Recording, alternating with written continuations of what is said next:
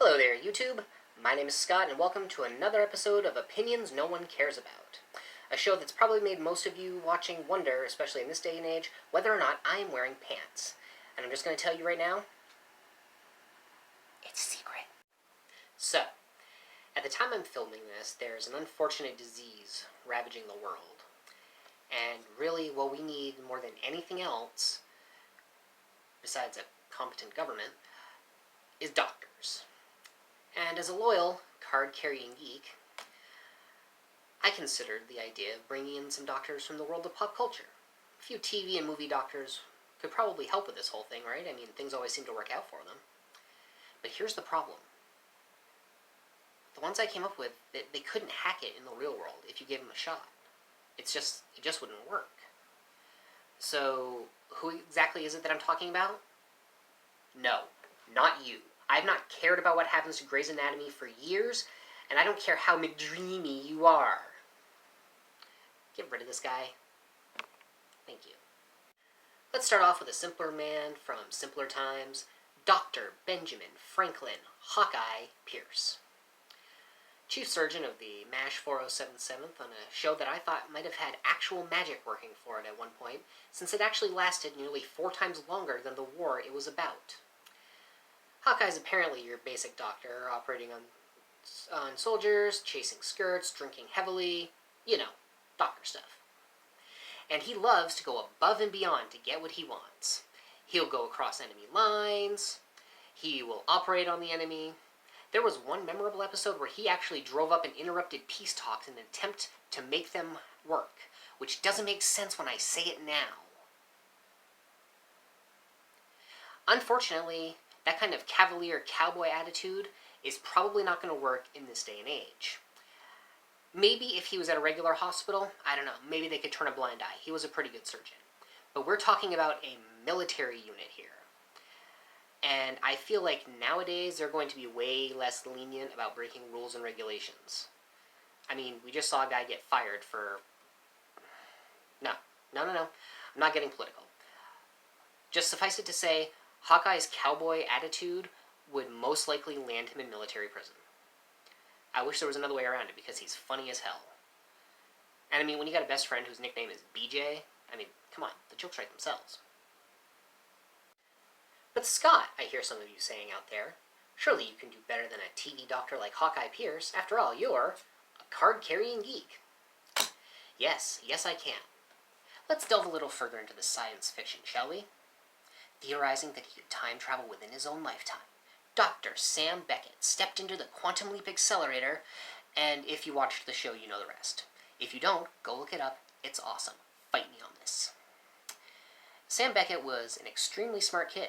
He went off to MIT at the age of 16, graduated with 6 PhDs, and developed a form of time travel that involved casting his consciousness, if not his mind, back into the body of a person in the past while part of their mind came through to his. It was a brilliant show. Absolutely brilliant. Absolutely loved it. He was guided on this journey by Al, an observer from his own time who appears in the form of a hologram that only Sam can see and hear. And I have to stop doing this because I'm kind of reciting the opening word for word and I don't want to get sued. But it's important that you know about Al because Al is the reason that Sam cannot be a real-life doctor. Because in the canon of the show, he kind of negated his existence. Picture this, the finale. After a few metaphysical twists and turns, Sam realizes that he somehow took over control of the Quantum Leap project with his mind, and he's been the one leaping himself through time, which is why he can't go home. He keeps striving to put right what once went wrong, and I'm doing it again and stuttering, dang it. Anyway, the very last scene of the series has him meeting Al's ex-wife, Beth. Ex-wife or ex-girlfriend? I can't remember now. Beth was the love of Al's life. But unfortunately, he went off to Vietnam and wound up spending 10 years in a POW camp, and Beth left him. Now, Al, when he came back, managed to soothe his wounded ego with 5 wives. And that's the problem. See, Sam went back in the finale to tell Beth that Al was alive and that he was coming home. And then you get a nice little ending card that says, Beth never remarried.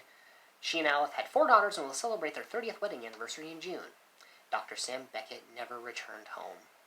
Do you know why Sam Beckett never returned home? It's not because he kept going around helping people. At least I don't think it is. See, there were many times along the way where Al's experience with the 5 wives that he had besides Beth helped Sam out of many a tough situation. So if Sam went back and told Beth to wait for Al, which she did, then he never married those women, and he was never able to help Sam out in those situations. So there's a good chance Sam is stuck forever in the consciousness of somebody somewhere between 1953 and 1999, which is when the future was for Quantum Leap. And don't you feel old now? Because I do. Alright, so who we got next? Doc! Dr. Emmett L. Brown of Hill Valley, California. The man who built a time machine out of a DeLorean? This man took one of the least reliable cars in known history and found a way to make it so much better. Traveling through time, not so much space, but definitely time. And he's such a nice guy.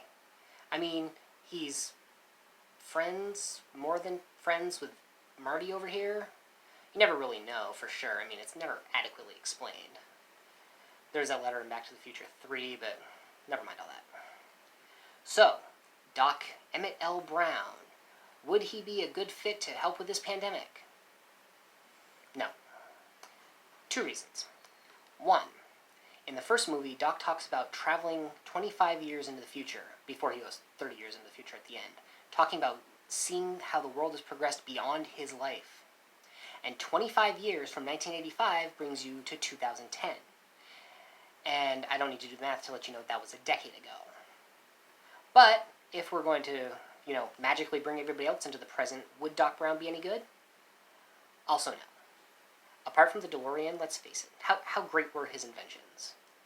I mean, he had a Rube Goldberg device to get out of bed, a mind-reading machine back in the 50s. There was that cool giant refrigerator in the Old West, but it only seemed to produce 1 ice cube. So really, how effective is he going to be against a deadly disease? Sorry to say, I know this might seem heavy, but Doc Brown is not a good candidate. But hey, at least he helped to bring the world Rick and Morty. Next up, McCoy Leonard H., son of David. Dr. Leonard McCoy, Chief Medical Officer of the Starship Enterprise. That's NCC 1701, original series. McCoy's a really great doctor.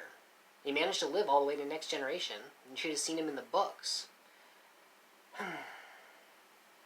And, of course, he never put up with Spock's crap, really.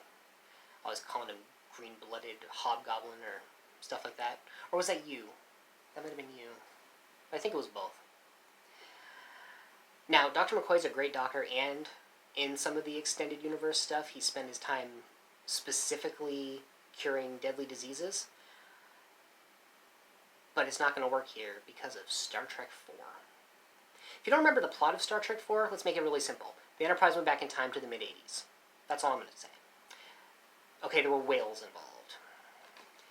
And in that movie, Dr. McCoy found himself at a modern-day hospital, and he lost his mind. When he found out that a surgeon would literally have to cut into Chekhov's body, he referred to the place as the Spanish Inquisition, because they had to cut into people. Because somehow he doesn't understand that in the past, medicine wasn't quite as advanced as it was in his time. I suppose if it was the other way around, he'd be saying, back in my day, but you can't do that, because he's from the future. Now, it's been 30 years since that movie came out, but even though medicine has progressed since then, quite a lot actually, I have no doubt that if McCoy found out you still had to physically operate on someone to fix what was inside of them, you would have to wrestle a torch and pitchfork out of his hands and throw him in the loony bin. Damn it, Jimmy's a doctor from the future, not the present!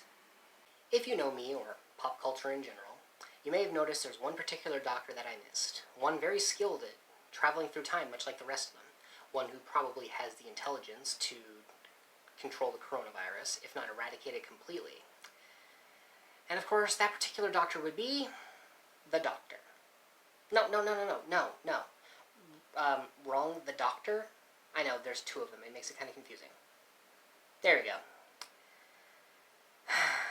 This Time Lord, lady from the planet Gallifrey in the constellation of Castorberus, this mad woman in a box, this being with more names than I can probably remember, and a gender swap that's making me mix up all my pronouns. You would think the Doctor would be perfect for this. Always traveling through time and space, battling monsters, bringing companions along for the ride, setting right what once went wrong. Wait, that was a different guy. Now you would think that would make the Doctor perfect for this. Get a sample of blood, take it into the TARDIS, presto changeo, you get yourself a vaccine. The problem is, what if it takes too long? For example, if you're to rewind this Doctor backwards 2 incarnations, you get the 11th Doctor. And one of the 11th Doctor's episodes, widely regarded as one of the worst of his time, was called The Power of Three.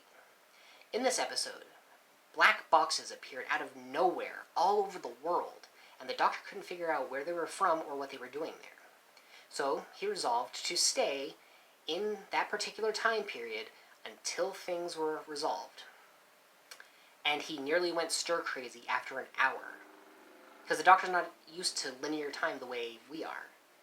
1 second at a time, 1 second per second, 1 minute per minute, hour per hour, day after day after day, until the inevitable release of death. I mean, he doesn't really even die.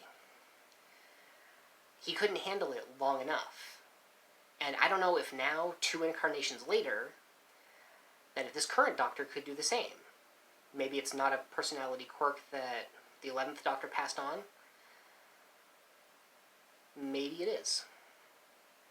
There's really no way to tell, and personally, I wouldn't want to get somebody that smart involved in trying to cure a disease just to have them take off because it's taking too long. But, that's the problem with wibbly-wobbly, timey-wimey stuff. So, we're at the end, and I'm not sure if there are any doctors that can actually help in this case.